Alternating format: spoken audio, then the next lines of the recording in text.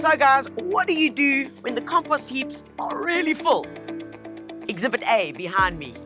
Or if you don't have space for a compost heap, I'm going to show you a gardening hack today that is going to add such huge value to your garden, to your seedlings, to your plants, and to your soil.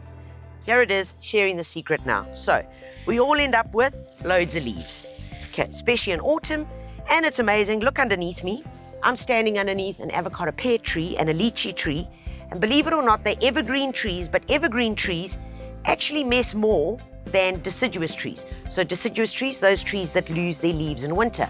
So we've got lots of leaves. And of course, most of us have a patch of lawn. When we cutting, especially during the summer months, we end up with loads of this. And this stuff, plus this, plus one other secret ingredient are going to lead you to the most amazing stuff called leaf mold. Secret ingredient is good old newspaper. And the next thing we're going to need, a pair of secateurs and 1 times black bin bag made of recycled plastic. Please don't buy the thin ones. Buy one like the industrial level. All right, so how do we get started? Really simple. Open up the bag, and we're going to add in layers of leaves, lawn clippings, and bits of newspaper. We're adding all this organic material together. We're putting it in a sealed environment, which is black, all right? Trapping moisture in there, and then this anaerobic process is just going to take place. It's going to rot down very quickly because we've got loads of heat here in this black bag. Leaves in. Next up, in goes my layer of grass, and you don't need to be scientific about this, guys. Just whack it in. Next comes up, secret ingredient, the newspaper. Now, just take it, tear it up into strips. That's what we want. Take that, open it up a bit, and pop it in. All right, so why newspaper? It's porous, it biodegrades really quickly. It's also adding in a dry matter, all right? Because the biggest mistake that we make with compost heaps is we have too much green material and too less brown material. So when you start getting those ratios wrong, that's when your compost heap starts smelling. So remember, folks, all you're doing is repeating the process of a layer of leaves, layer of grass clippings, and then a layer of newspaper. Continue with that until you've filled up the black bag. Once you've got your black bag full, next thing you need to do is pop in some moisture. So let's get to the tap. All right, guys, next up is to add a bit of moisture. Now, the idea here, and that's why I use a fine spray, you want to do it gently to allow the newspaper to suck up the moisture, because moisture and everything is a catalyst, right? The leaves are dry, they're going to suck up a lot of moisture. The grass is going to give you a huge amount of moisture when it breaks down, but you want to make sure that you've got enough in there, so ensure that the newspaper is wet through. Wet this guy through, and then we'll take it to the next level.